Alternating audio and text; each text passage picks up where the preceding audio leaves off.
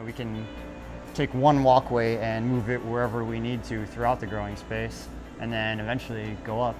Right now, we kind of want our facility to grow with the market, and we want to be able to grow with our facility as we become more comfortable with the nuances of it.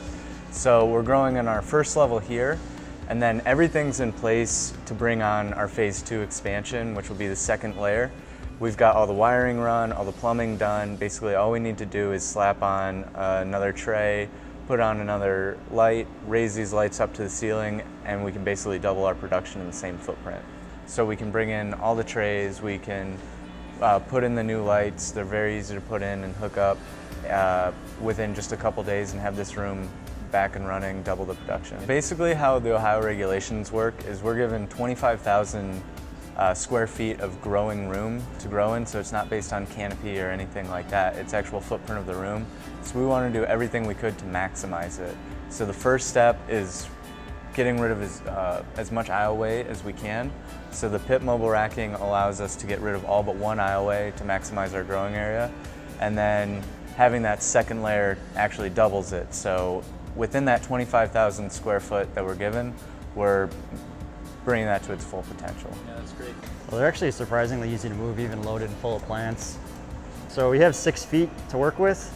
So usually when we're doing some tasks where we want to be on both sides, we'll kind of park it right in the middle, and then we can hit both sides. That's really increased our productivity and the rate at which we can get most of the tasks done. So usually we're only rolling a couple of benches at a time to get them out of the way. But in a pinch, we can really roll, basically as many benches as we need at a time.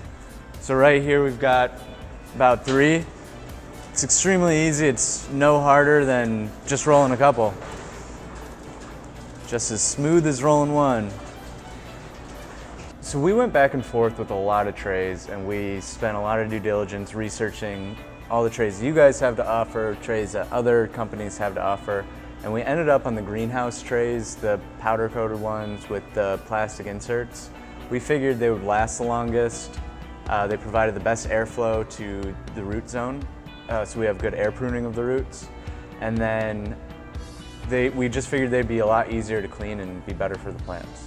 The installation process for the Pipp racks was pretty smooth. It took about 3 days to get a whole room done. So basically we receive it on site, we get it unloaded. Pipp actually had a local crew from Michigan that's worked a lot with Pipp racks in the past. We had scheduled out a week per room for them to do it. And what ended up happening is they knocked out each room in about 3 days, and they were perfectly good to go.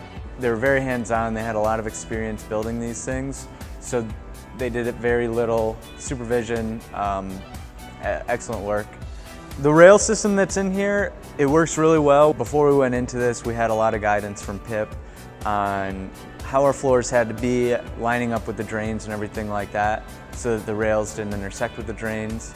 The tracks themselves, the installer was great about putting them perfectly in line, and we haven't had any problems with them. They're pretty good to go.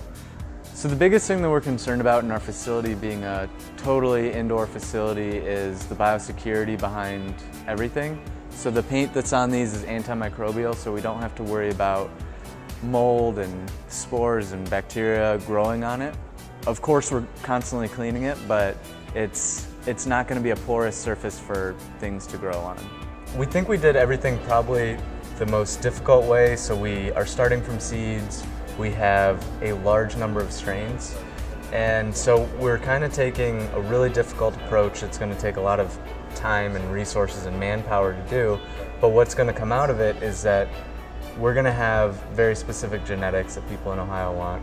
We're going to have a range of potencies and chemotype profiles and everything like that. So we expect to be in a really good position when everything's really rolling. Yeah, that's exciting. Very cool.